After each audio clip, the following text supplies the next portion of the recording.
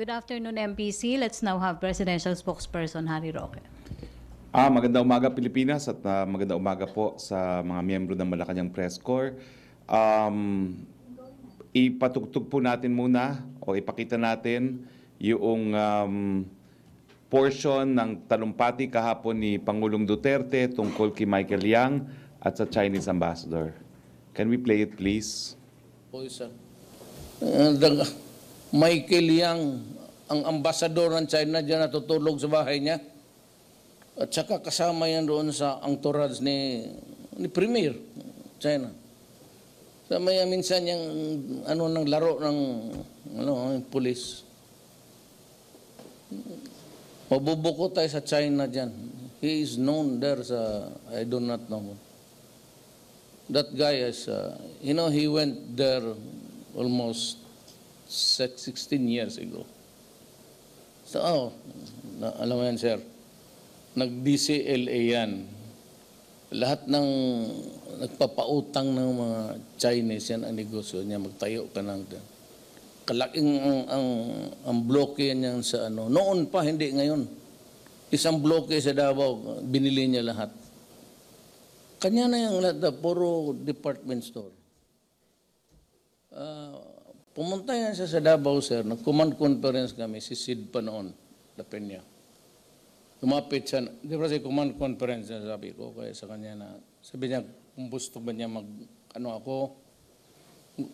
magpasok ako ng mga negosyante. Sabi ko, oo. Tapos dala-dala niya yung dalawang bayong na cellphone para consignment lang. Talagang naghirap yan. And he became close to the kaya kapag nandyan siya, nandyan yan siya.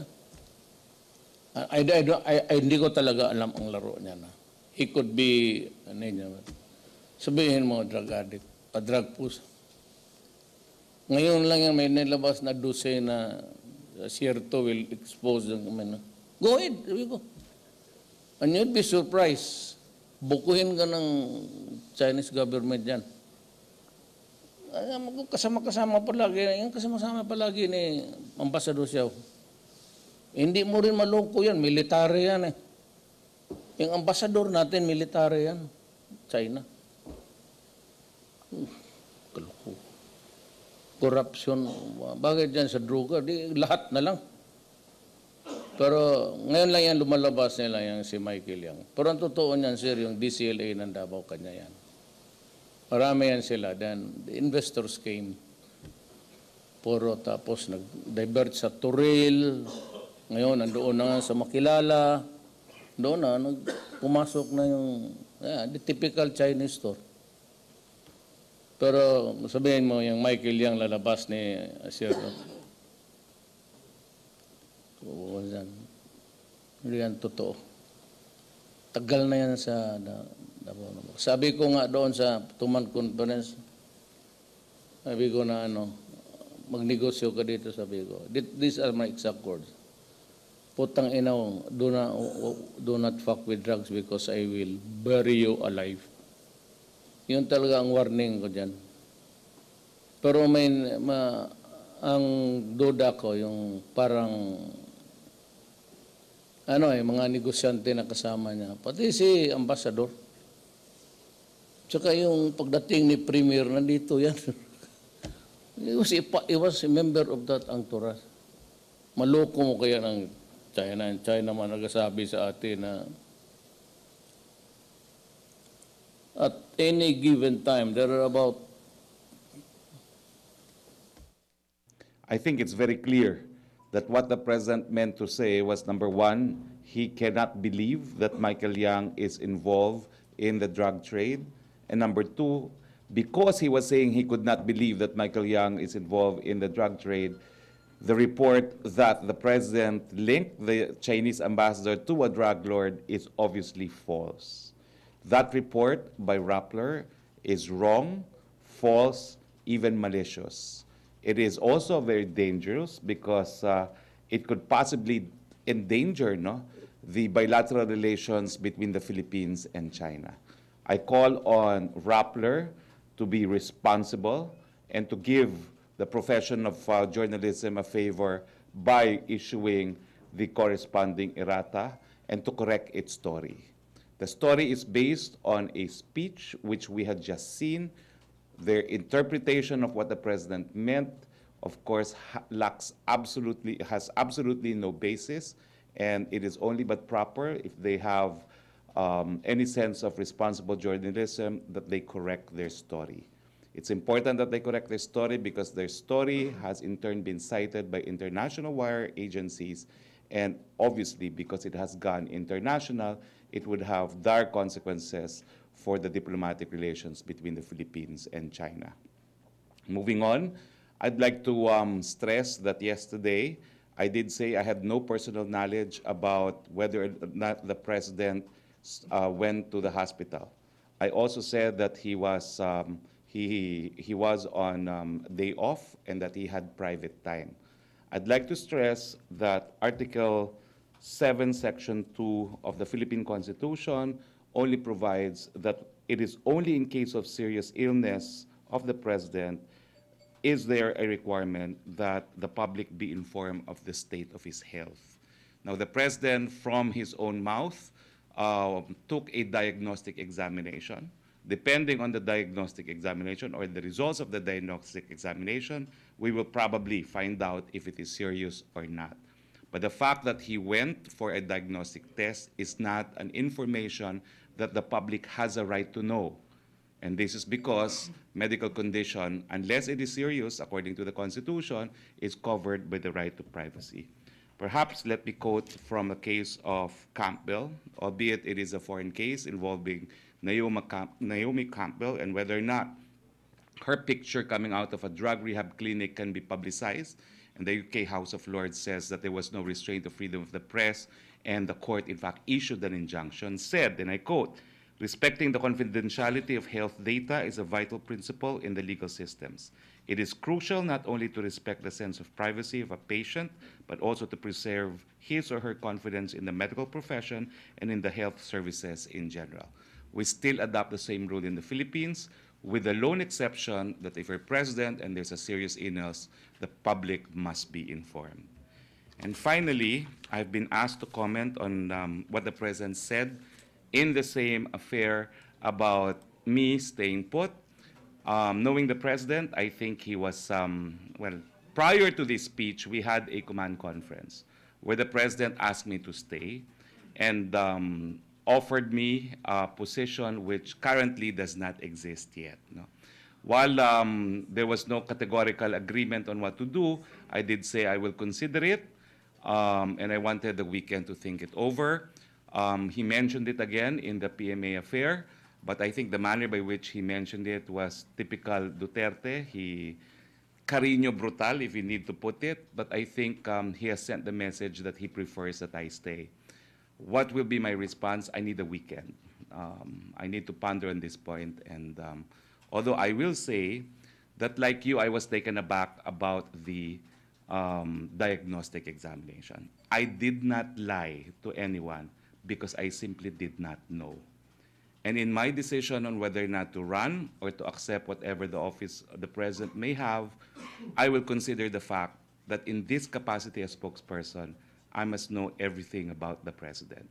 And I do concede that his going to that diagnostic exam was something that I did not know, and therefore, I'm inclined to believe that perhaps I am not in a position to continue with his current function. Thank you very much. Teka muna, unahin ko muna to, sir. Sir, No Q&A. questions na. Secretary, okay. Okay. Si Raymond Tinasa. Questions. Microphone. Doon lang sa, para may lagay sa tamang konteksto din. Sir, bakit pala naungkat ng Pangulo yung kaso ni Michael Yang or alleged involvement or whatever sa drug? Meron ba siyang, iniimbestigahan ba si Michael Yang or nasa drug list ba siya? At Hindi ko po alam, pero parang may sinasabi na may bali-balita na involved si Michael Yang. So, yun ang konteksto kaya para nililinis na kayo ng Pangulo itong si Michael Yang? Sinasabi niya, di ako naniniwala dyan. Okay. So the report of Pia. Rappler was the exact opposite. Okay, thank He you. was defending Michael Yang. Pia. Sir, could you clarify your last sentence? Are you resigning?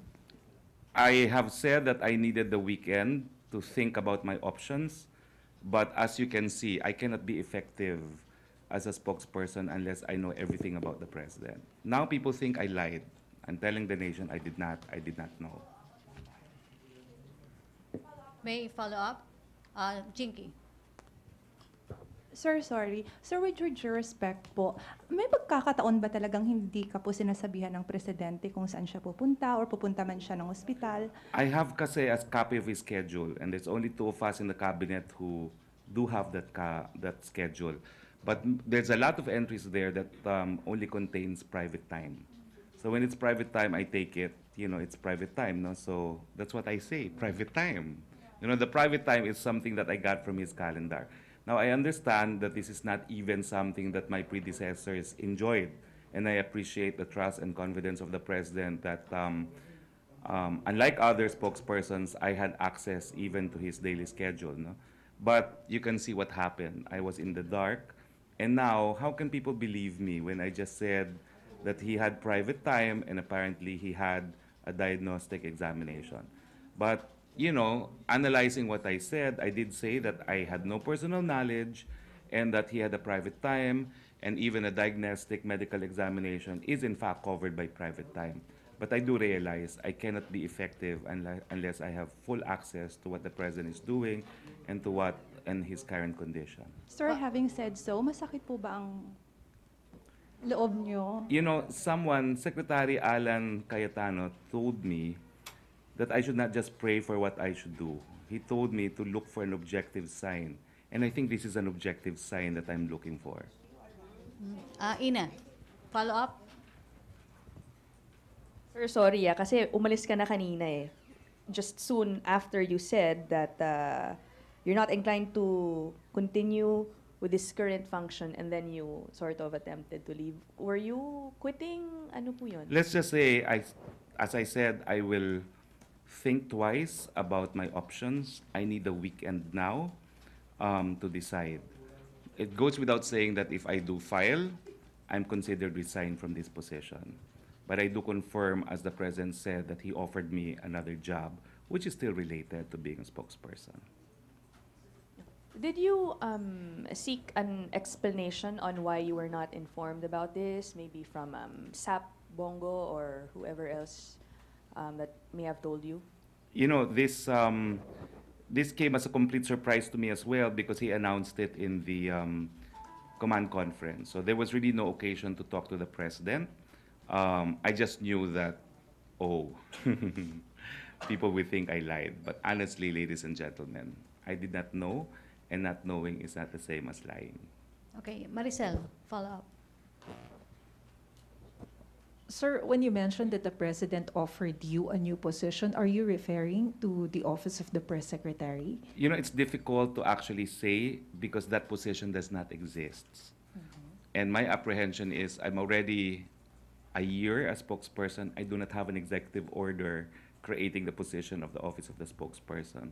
So in making a decision on what to do, it's difficult to actually consider a position that currently does not exist and the track record that I have served for a year with no executive order. So as I said, I am a Christian, I pray, and from a fellow Christian, Secretary Alan, who said I should look for an objective sign, I'm reading everything as part of an objective sign.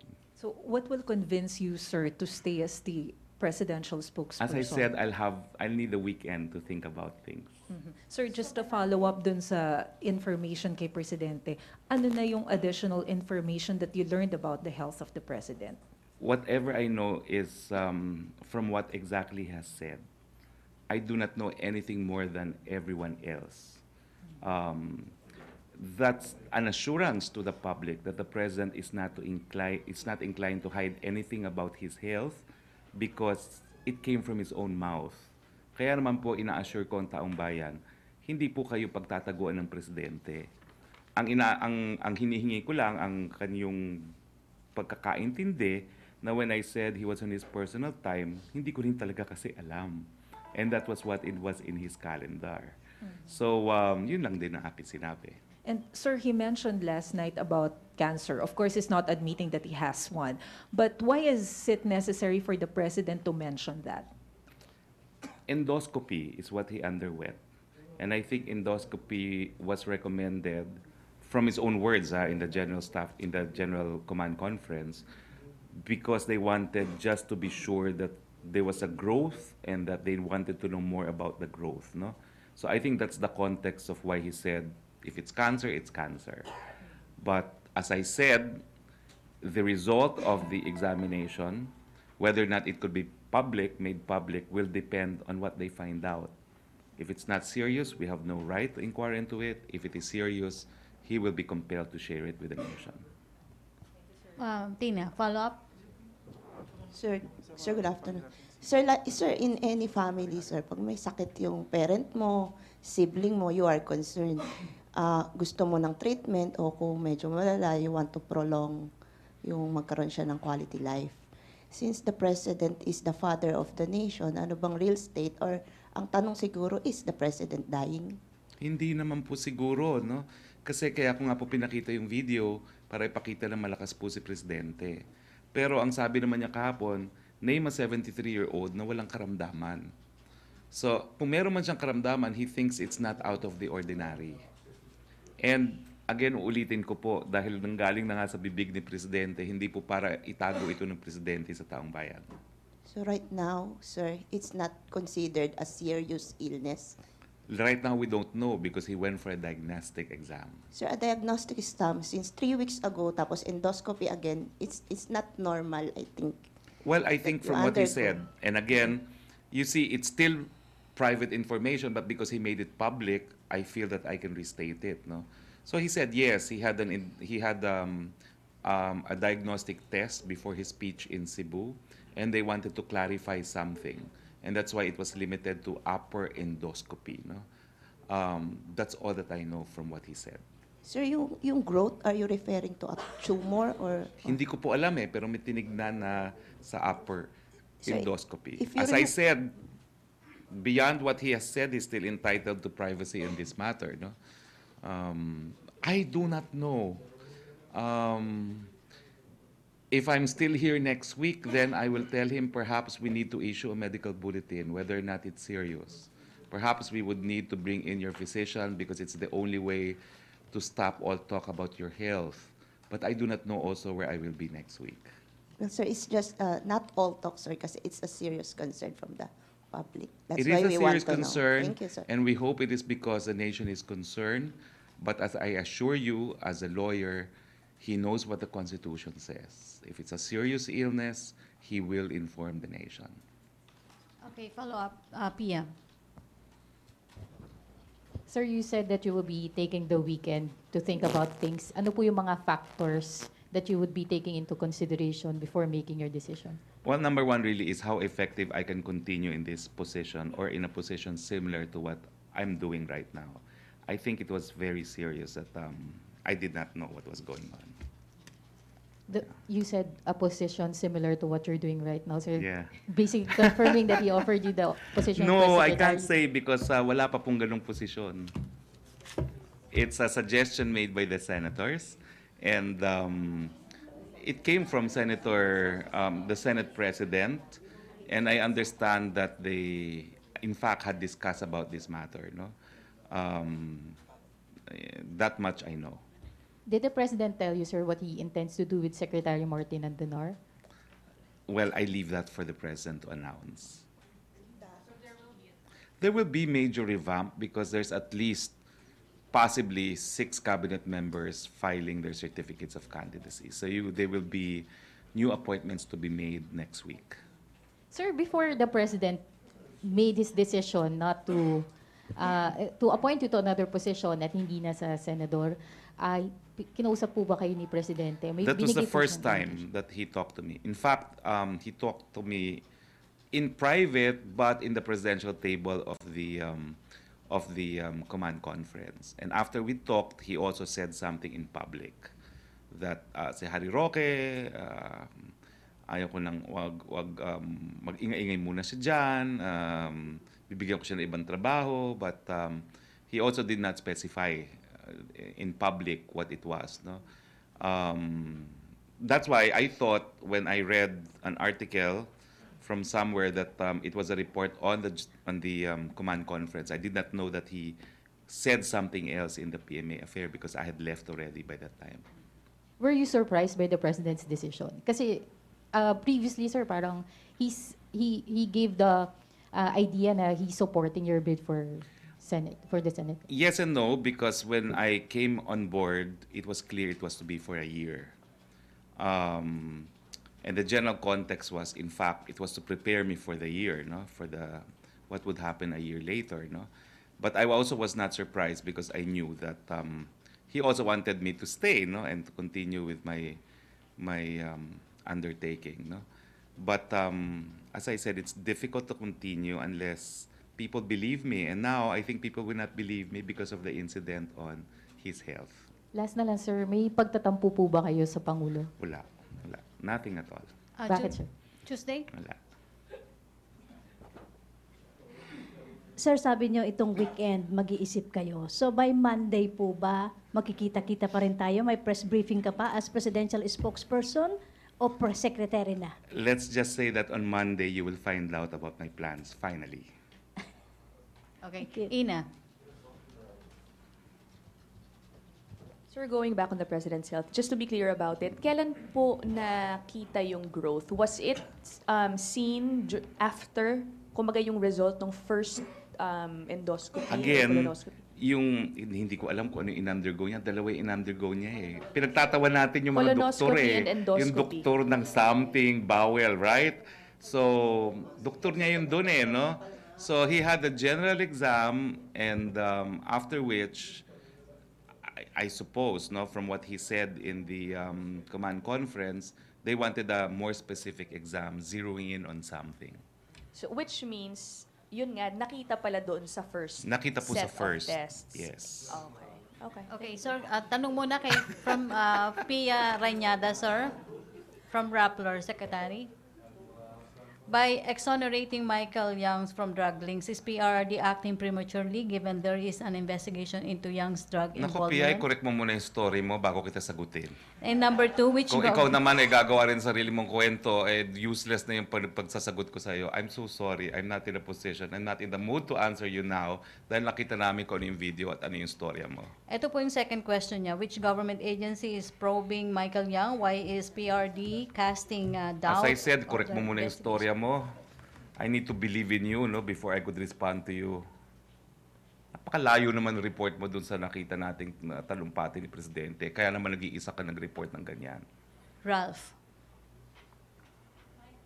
Microphone. Sir, would you know po kung ilan yung growth na nakita? Hindi ko nga po alam. Wala na akong alam. Ikaw naman. Kaya nga medyo hindi na ako karapat-dapat dito dahil wala akong alam, no? Thank you, sir. I'm so Tina. sorry about that, but there's Tina. nothing I can do about it. Question? Wala na? Okay na? No more questions? Okay? Nestor. Okay, thank you, Presidential Thank you. Spokesperson Harry I'll Roque. see you on Monday, definitely. Wow. Thank you, Malacañang Press Corps. Back to main studio sa Radyo Pilipinas and People's Television Network.